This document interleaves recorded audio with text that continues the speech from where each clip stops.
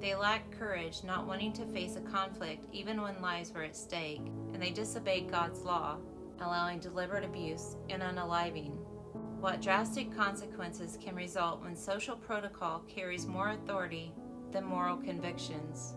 The woman in Judges 19 did not survive, and what her husband did to her was pretty gruesome. And the Study Bible says, although this was a terrible way to spread the news, it effectively communicated the horror of the crime and called the people to action.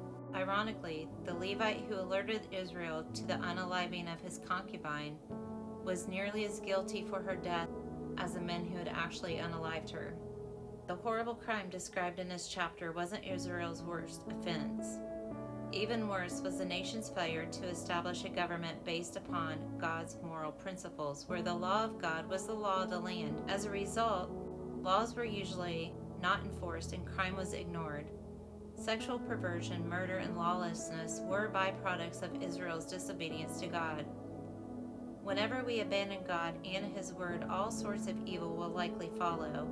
Our drifting away from God may be slow and almost imperceptible, with the ultimate results affecting a future generation, or it can occur dramatically when we fail to speak up for abused and disenfranchised people.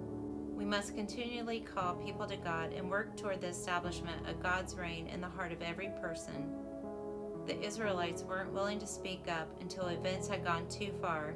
A tragic event woke people up. Who is going to speak up today? And many times today, people don't speak up until tragedy occurs. Follow for more as we dig deeper into Judges 20.